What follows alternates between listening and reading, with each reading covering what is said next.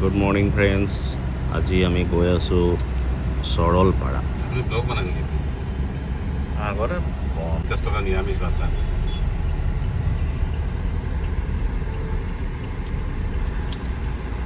এতিয়া আমি বঙাইগাঁৱৰ পৰা ওলাইছোঁ সৰলপাৰা আছে কোকৰাঝাৰত। গধূলি আমাৰ তাতে খাই দিওঁ হ'ব আমি অলপ বজাৰ কৰিলোঁ এইকাৰণে দেৰি হ'ল। আপুনি ফোন কৰি বজাৰত আছিলোঁ মাছ ল'লোঁ অলপ Continue on National Highway 27 for 2 kilometers.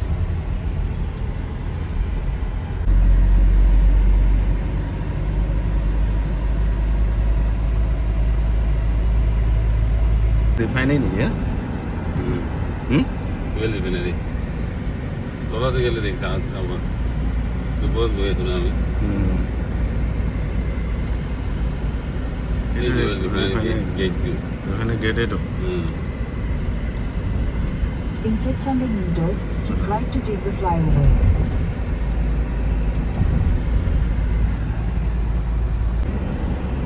Continue on National Highway 27 for 25 kilometers. Siliguri 300 kilometre.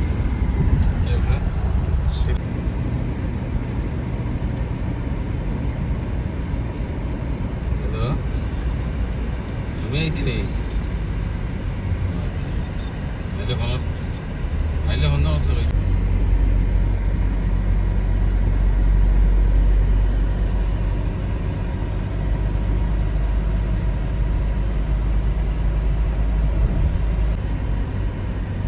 Bhutan তো কাষতে 31 কিলোমিটাৰ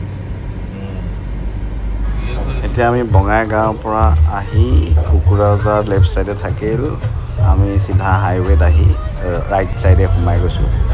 এইফালে আৰু মোটামুটি 40 কিলোমিটাৰ যাব লাগিব। আগত গৈ কিবা এখন ফৰেষ্ট আছে, এইখন ফৰেষ্ট দেখিছে, তো এই ফৰেষ্টৰ মাজেদি গৈ 40 কিলোমিটাৰমান যোৱাৰ পিছত আমি সৰলপাৰা পাই যাম।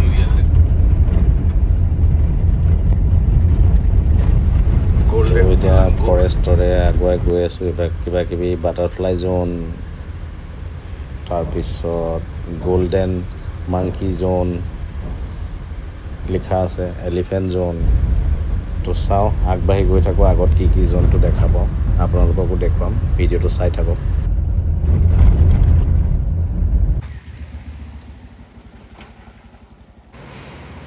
এইবোৰ চাওক, গল্ডেন মাংকি, গল্ডেন বান্দৰ মানে সোণালী বান্দৰ।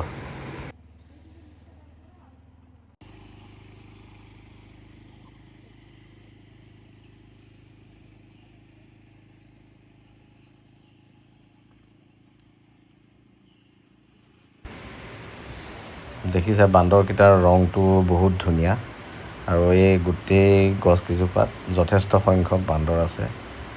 এইকেইটা দেখিছে, এইজনী মাক, এইটো পোৱালি, আৰু এইটো বাপেকে কোচত লৈ আছে সম্ভৱ। সঁচাকৈ বান্দৰখিনি দেখি বহুত ভাল লাগিছে কিন্তু।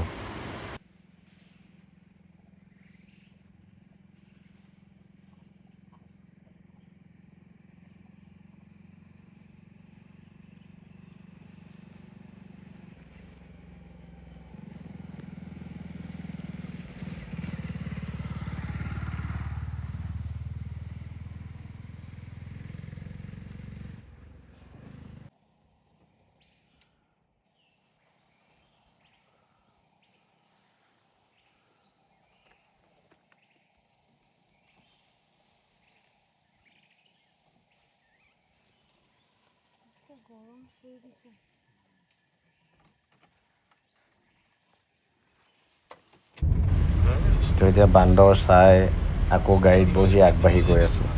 তো আগত চাওঁ আৰু কি জন্তু দেখা পাওঁ, আপোনালোককো দেখুৱাম।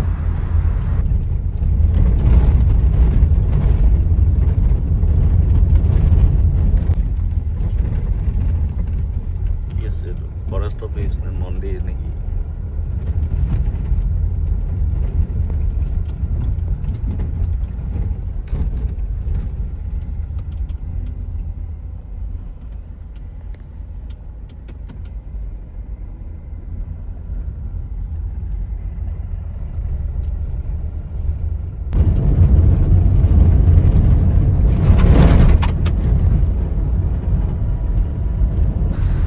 ৰাস্তাৰে ভূটানলৈও যাব পাৰি। মোৰ সন্মুখত এইখন ৱেগনাৰ দেখিছে, ভূটান ৰেজিষ্ট্ৰেশ্যন, ভূটানৰ গাড়ী।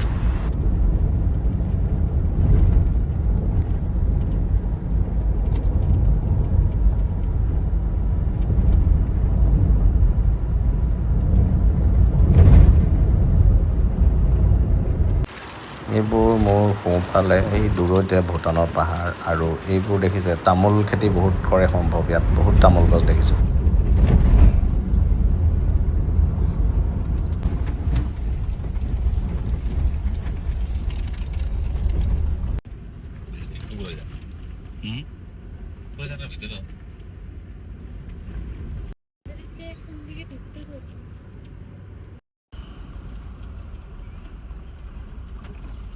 চব্জি লৈ যাব পাৰিলা ইয়াত।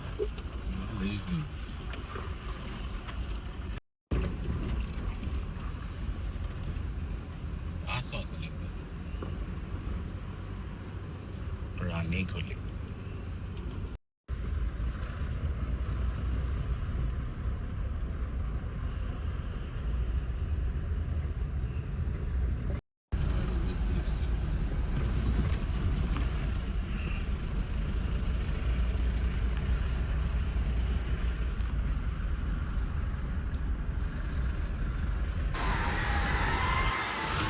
এইফালে এতিয়া বামফালে সোমাই যাব লাগিব।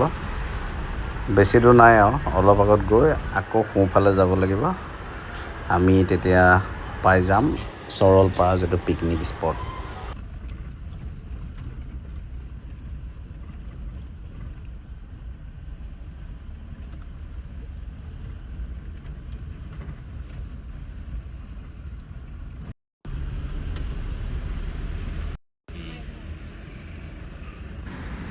বহুতেই বেছি ধুনীয়া লাগিছে ইয়াৰ পৰা দেখি।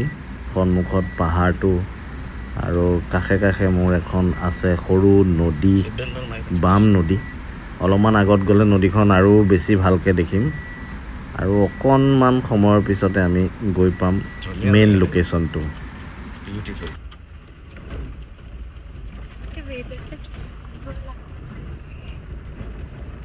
গা ধুব না তো বাদ কিয়?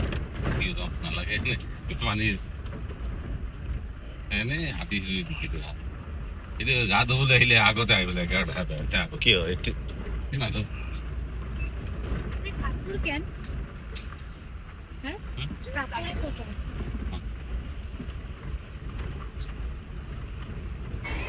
তো দেখিছে, ফাইনেলি আমি আহি পাই গ'লোঁ চৰলপাৰা।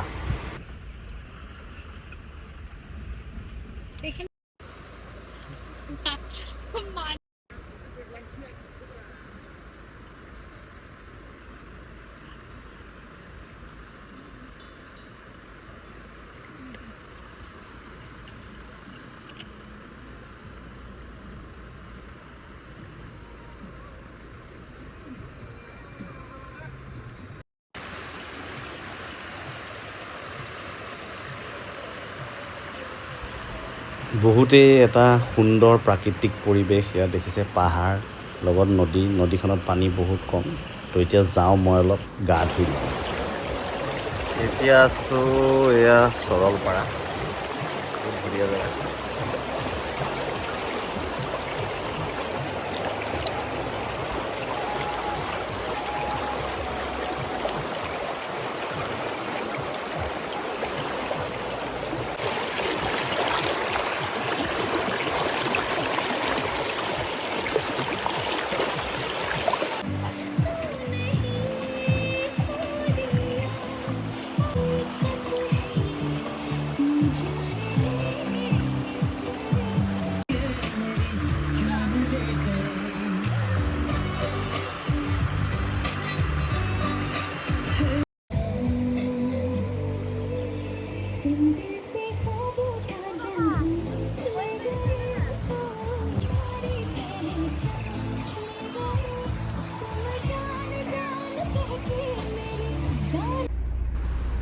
তো ধুনীয়াকৈ আহি ইয়াত গা চা ধুলোঁ, এনজয় কৰিলোঁ, ফটো উঠিলোঁ বহুত।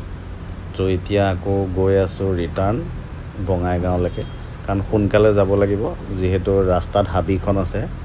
নহ'লে বেছি দেৰিকৈ গ'লে আকৌ তাত হাতী ওলায় বোলে। তো হাতী ওলালে এন্ধাৰ হ'লে যোৱাত সমস্যা হ'ব। কি ধুনীয়া লাগিছে পোহৰটো।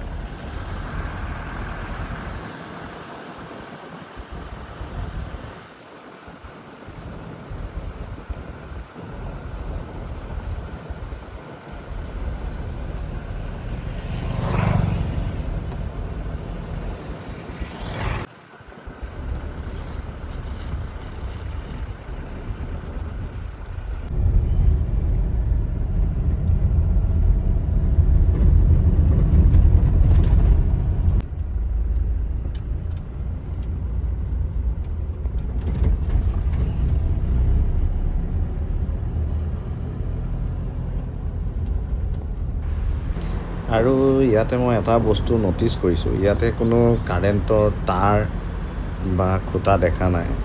কেইটামান দেখিছোঁ মাত্ৰ ছ'লাৰ প্লেট, য'ত এইবিলাক ষ্ট্ৰীট লাইটবিলাকত লগোৱা আছে। বাকী মানুহৰ ঘৰবিলাক ইয়াত দেখিছে, ঘৰটো বহুত দেখিছোঁ, কিন্তু কোনো কাৰেণ্টৰ খুঁটা চুটা একো দেখা নাই। এইবিলাক চাগে ছ'লাৰৰ পৰাই চলে সম্ভৱ।